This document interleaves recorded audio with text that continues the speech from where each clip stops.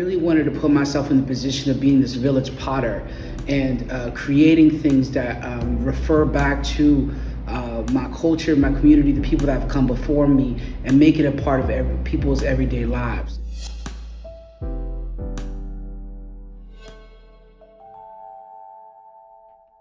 The artwork that was selected is called Digable Underground, and it is a vase whose form is inspired by Sèvres porcelain.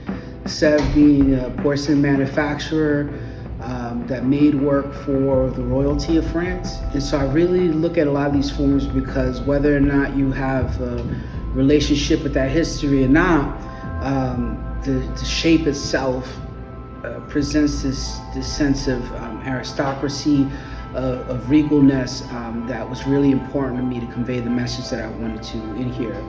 And looking at this room, one of the things that I really wanted to do was figure out a way to celebrate and pay homage to figures in my community that have really contributed to our culture and society.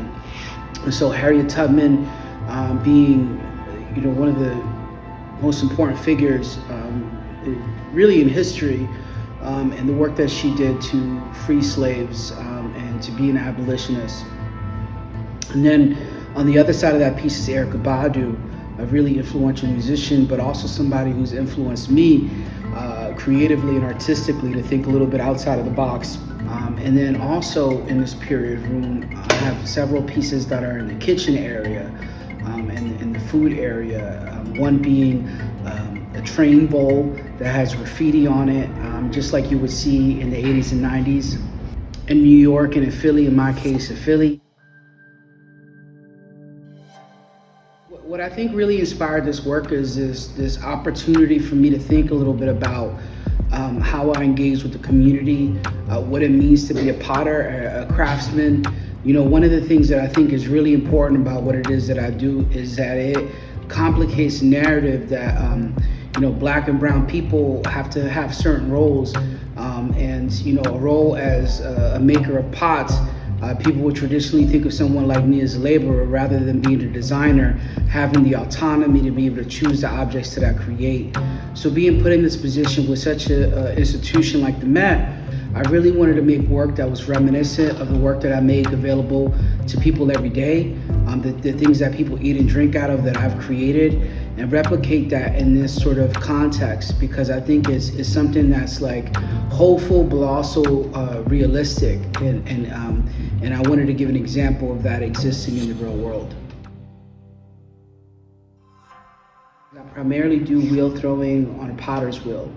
And so that consists of me getting pre-made clay, wedging it, sort of like what you would do to knead out dough. And then I put it on a potter's wheel and create the shape and form that I have from it. And then, from that part, a lot of my work takes place, which is painting the pot. I like to think about the pot as a canvas that I'm painting, and so I work with materials that I can really tell how the colors are gonna come out on the work.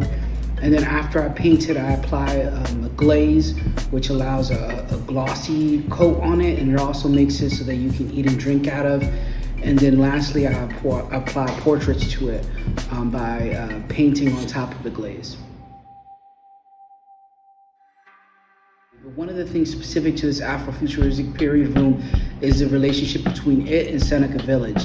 And thinking about this middle class African American community, and what that community, what a house in that community would look like today or in the future, I really wanted to put myself in the position of being this village potter and creating things that refer back to my culture, my community, the people that have come before me, and make it a part of people's everyday lives. And so I feel really fortunate to have this opportunity to have those kind of works that are also sold and made available to the public in this sort of space.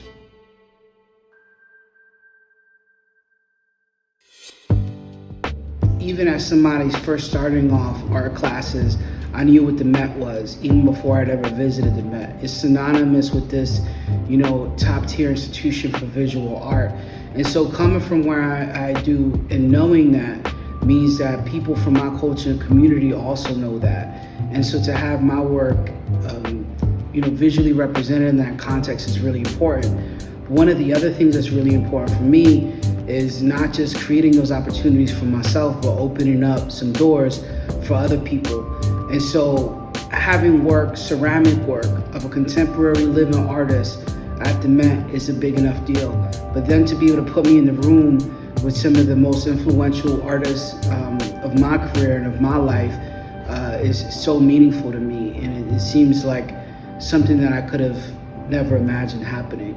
So I'm very grateful for it.